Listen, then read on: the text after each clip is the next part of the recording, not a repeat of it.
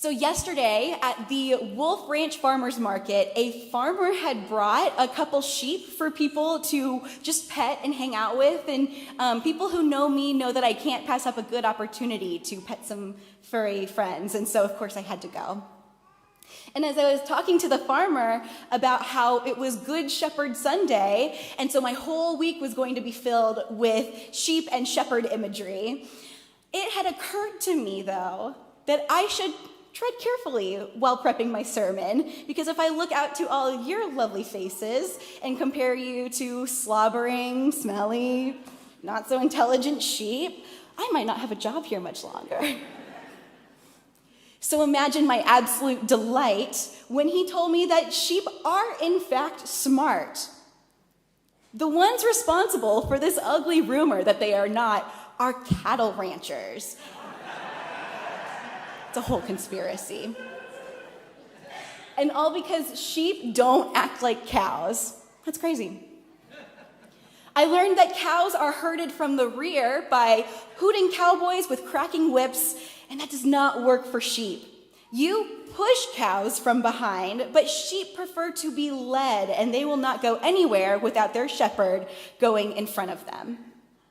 Another thing to know about sheep is that they grow fond of their shepherds, trusting them as part of the family. Sheep and their shepherds develop a kind of secret language that outsiders are not privy to. And then when several flocks inevitably are intermingling at a central watering hole, these shepherds don't have to worry about any kind of mix-up between the flocks, because when it's time to go, each one will call out his or her own kind of special song or distinctive call, and that shepherd's sheep will withdraw from the crowd to come home. They know who they belong to. They know their shepherd's voice, and it's the only one they will follow. Bringing us to Jesus' words in today's gospel, which now sound like more than just a quaint farm metaphor. The shepherd calls his own sheep by name and leads them out. He goes ahead of them, and the sheep follow him because they know his voice. Not because sheep are foolish, but because sheep are relational. They know trust. They know the difference between being pushed and being led. And so do we. We know the voices trying to push us through life. Voices that say, hurry up, do more, buy this, be impressive, curate yourself, be afraid, stay angry, push and push and push. And in the year of our Lord, 2026, the world feels especially loud and chaotic and uncertain. Exhausting headlines pile up faster than we can process them. Life is expensive and risky. Systems are shaky and people are on edge. That chaos, those voices, drive from behind. But the voice of Christ does something different. Christ goes ahead and says, "Come with me. I am the gate. I have come that you may have life and have it abundantly." Not the kind of life where you barely keep your head above water or just get by. Not one that encourages you to anxiously perform or endlessly compare. Life. Abundant life. The good stuff. And in anxious times, God often gives us language to hold us. Familiar words of our ancestors in faith.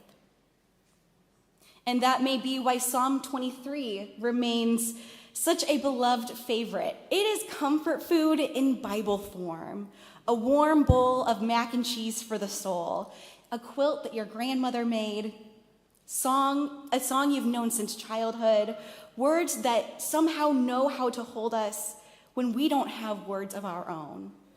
The Lord is my shepherd, I shall not want. I imagine David, then a young shepherd, laying under a tree. It's hot, and he's finally tracked down all the sheep who had scattered at the sound of Jesse's horn. The sheep are on fresh green grass.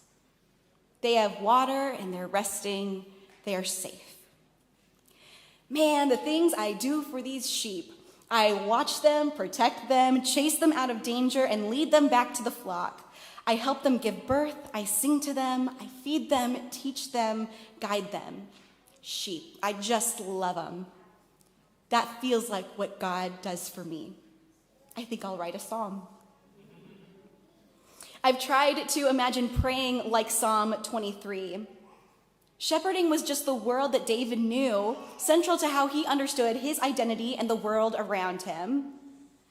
And especially around Labor Day, I've wondered how non-shepherds might pray like that. Auto mechanics and grocery baggers, teachers and engineers, parents and friends.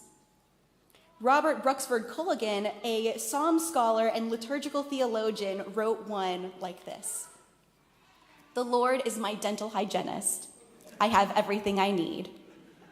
She invites me to open wide, gently examining my deepest molars. With x-rays and little mirrors, she looks closely at things I seldom even think about. She does everything for my own good, even though it hurts sometimes. My dental hygienist scrapes off tartar that damages. She brushes surfaces that are sick. She smiles compassionately at me. My mouth is one of the most intimate places by which I engage life, taking in food, drink, conversation, and kisses. My mouth is refreshed and healthy. When I have cavities or infection and in the worst pain, your healing care has my best in mind. You take care of all things I have no idea how to take care of myself. Laying back in the chair, mouth wide open, paper bib around my neck, drooling like an infant, I am at your mercy. Your tender, expertly practiced care is for me, and I will trust you again today. I'm not someone who likes going to the dentist, but that got me. Now, today we also celebrate graduates. We have 4 high school graduates plus new college grads and grad school grads. And church, can we clearly say, we are so proud of you. You have worked hard. You have stayed up late. You have navigated deadlines, pressure, expectations, changing friendships, uncertainty, and probably more group projects than any good God should allow. You've made it to a milestone, and we rejoice with you. But I also want to tell you something even more than congratulations. I'm a little less than 8 years post-high school and 5 years post-college, so I basically know everything. Listen up. As you step into these new seasons, the world will get louder. There will be voices telling you who to become.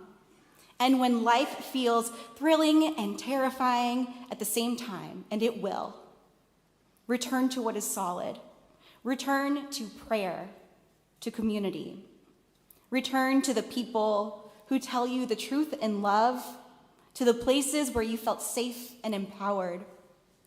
Return to the songs of faith, to the stories that formed you, the voice that calls you into courage, generosity, justice, joy, and the one that tells you that rest is good and holy. Return to the shepherd's voice. Our Acts reading today describes this well. They devoted themselves to the apostles' teaching and fellowship, to the breaking of bread and prayers. All who believed were together and had all things in common. They broke bread at home and ate their food with glad and generous hearts. God knows the early church didn't get everything right. They suffered their fair share of conflict and mistakes, hurt feelings, disagreements, and all the mess of humans trying to coexist. But they had learned the shepherd's voice. They knew that in a confusing world, people need anchors, teaching, fellowship, bread, prayer, shared life, glad and generous hearts. So that's what they returned to day after day, grounding themselves in good gifts. Abundant life is not always flashy. Sometimes abundant life looks like dinner with people who love you, or like tears in a pew while someone sings the faith back to you, or like courage for one next step, or like finding your way home again. And maybe that's the deepest promise from the shepherd to all of us. For the graduates and for the weary, the uncertain, the joyful, the content, the emboldened, for all of us gathered in one mixed up flock. You do not need to know the whole map. You only need to know the voice that leads you. The shepherd is still speaking. The shepherd is still leading. The shepherd is still opening gates. The shepherd is still restoring souls. The shepherd is still calling people by name, and goodness and mercy shall follow us all the days of our lives. This is most certainly good news for us today and every day. Thanks be to God.